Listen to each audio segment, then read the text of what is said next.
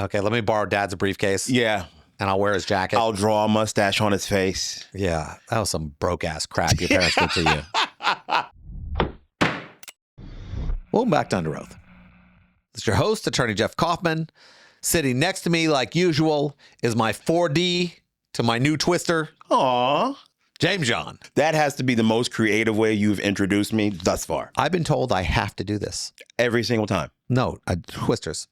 I have to do it in 4D. I told you this. Yeah. I told you to watch the movie. I said it's really good. Yeah. Yes. 4D's rough, by the way. Okay. It is not a tame little ride. I don't like it because horror movies are now in 4D, so now it shakes me. Gotcha. I don't like this. And we're at Halloween and, okay.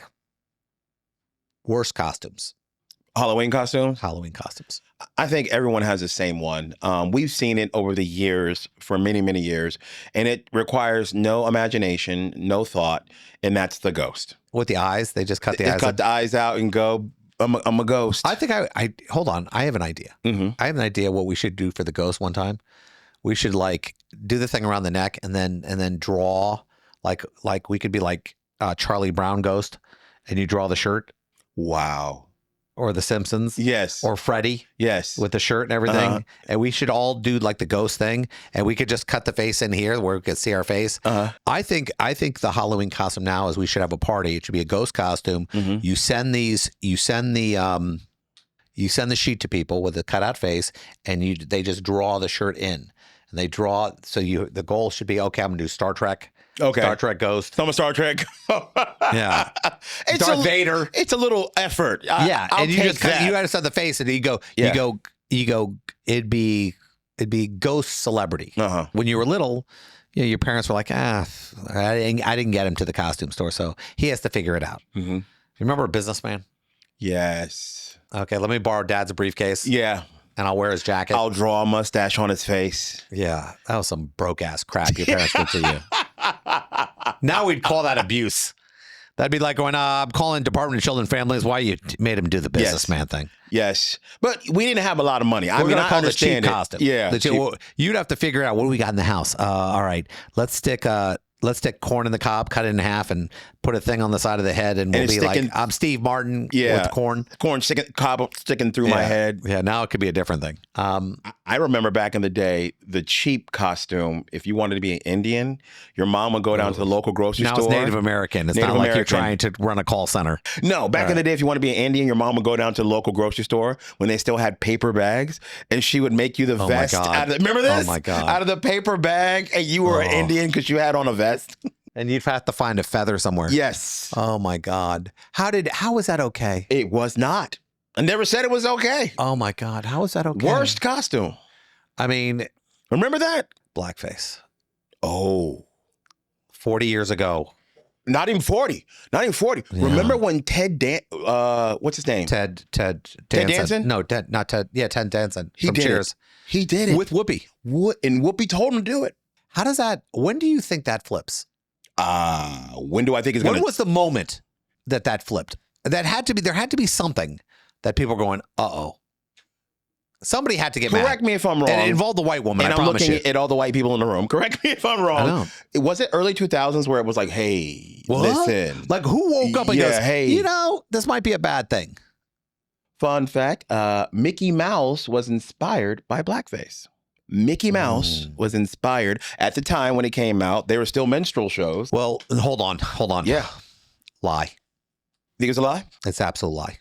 I've heard this. No. Steve-O Willie. And here's the thing. Mm-hmm. This is a no-no for this show now.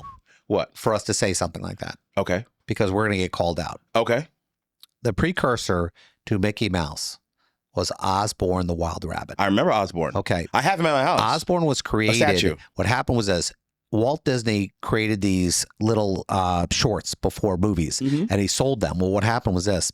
The theater chain that he did this for somehow stole the rights to the character. That's right. So he was certifiable over it. He went bankrupt. He was broke and everything else like that. So Mickey Mouse is basically a version of Oswald. Now, if somebody's going to say that Oswald was inspired by blackface, that you might have something. But Mickey was created as as a taking back my character from Oswald the Wild Rabbit. Gotcha. Because I worked at Disney for years. I know the history. And it wasn't until about 20 years ago that Disney reacquired the rights to Oswald. And that was way after Disney passed away. Yeah. So, yeah, and that was the thing. So that's one of those myths that people put up in front of you. Like Mikey died from Pop Rocks. Mm-hmm. That was the kid from the cereal. You can't mix soda and Pop Rocks. Yeah. Everybody knows that. There's a lot of myths that people put out there, and that if we say it enough, we believe it. That's correct. So, yeah, that's one of those that we got to If you mix Pop Rocks with Coke, you get COVID. Okay. Mm-hmm. Now, all right, other terrible costumes. Clowns. Remember, you could just take your mother's makeup and wear like ripped stuff and you'd be a clown? Yeah, I remember that. I was a clown a couple times. And the problem is with that makeup, it always bled. Mm-hmm. And you have all this. By the end of the night, you were a mess. Because when we trick-or-treated back in the day, it wasn't an hour. No, we were out there for hours. See, I'm serious. We were out there for hours. If I costume out, I'm costuming out. I'm I was the Wolfman one time, and I got the plastic. I got everything to be able to do a perfect Wolfman. Okay. The problem is the hair got stuck to you. Mm-hmm. And you were pulling the glue out of your face and your hands for weeks. Mm-hmm. You go, wait, I still got this stuff on me. And that's the problem with costumes sometimes. You know, my daughter was a huge fan of the Broadway show Wicked. And she really loved it. And because I do comic books, I have a lot of cosplayers. So I called up my friend who was a cosplayer and I said, hey, can you create a Wicked costume for me? She goes, first act or second act? What? The first act will be cheaper. Oh, let's go with the first act. Let's go with the first act. Yeah. She goes, but you're going to have to buy the boots. I'm like, okay. And I didn't tell my daughter that I was doing this. And she was like 7. Oh. The problem is I had to go with her. So I said, what am I going to be? I said, I guess I'll be a flying monkey. So I ordered the full flying monkey costume. The Wicked costume came into, I had to paint her face green, but I knew better to use cold cream and everything. So that it'll come off. Yes. My daughter was rock star good. Aww. I mean, she looked in the mirror. She walked down. The whole family lost their mind. They're going, holy crap, Jeff. You're a good dad. You're a good dad. And I said, give me a second. I went upstairs. I bought a professional monkey costume, the flying monkey costume, and I came down. But I was the monkey from the original movie, not because I'm not, that's stupid money. Mm-hmm. So I walked around the neighborhood with the monkey thing, and we went to go see her uncle. And her uncle couldn't recognize her in the costume. He didn't know that was her. No. And I mean, she just had green face, but she had the glasses on. And I said, do me a favor, when we get there, just keep grabbing the candy out of the thing, but let it go and just scoop the candy and put it back in and just freak him out. And don't do anything. And wait till he recognizes you. He takes the thing out. She's doing the thing with the candy. He's not even, he's wigging out. He's going, do you want the candy? I said, and she sold it. She didn't say one word. He goes, well, and it was like 3 minutes. And he's like losing his mind. And I go, it's amazing you don't recognize your niece. And I was holding the monkey. I was this huge monkey holding her hand. And he didn't recognize you. Well, he can't because I was in the monkey costume. He had an excuse for me. Yeah. And he goes, oh my God. He like loses his mind. Nice, man. So yeah, she was a rock star that night. Yeah, that was the top end. Yeah. That was the top end. Yes. But I've never done anything to her as far as Jacob is the worst. My son's autistic. So his costumes are always the worst. It's like a t-shirt. He doesn't want to do anything? No. He won't dress up? He won't do it. Gotcha. I get a mask. He won't wear the mask. Won't wear the hat. Won't do anything. But he likes trick-or-treating. Yeah. The problem is he's like 6'3" now. He is. So taking him and he, a kid like that is a trick-or-treat. He's got the deep voice because his testicles fell. Yes. So he's got a deep voice and it's scary. Trick-or-treat! So does he really enjoy like going trick-or-treating? He does. He loves that. He does. But one of us has to walk with him. Oh, yes. See, because you can always tell an autistic adult because somebody's holding his hand. Yeah. Mm-hmm. And you have to. And you normally hold them at the wrist. Mm-hmm. So you don't think I'm just like the old guy dating a young kid. Understood. Yeah. So you got to hold them by the wrist, and they know you're not. Does he ask all the questions when he trick-or-treats? No, he just loses his mind. Trick-or-treat! That's it. Yep. So yeah. Does he enjoy candy, by the way? No. I didn't think he did. He doesn't give a crap about candy. He just likes the act of trick-or-treating. I don't think he's big in food. I mean, he's not. He's more big about being don't stop. I know what you're doing.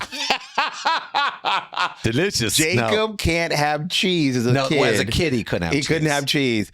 But Jeff came home one day and he wanted to try cheese, Jacob. I guess he got it. I guess he got hold of a pizza somehow. And Jeff pulls up and Jacob's outside, stark naked, Buck naked, saying, delicious. holding 2 slices of pizza over his head. Delicious. Yeah. There are certain things. That sad thing is when you have to laugh at this stuff. And we talk to a lot of parents on the spectrum who have kids on the spectrum.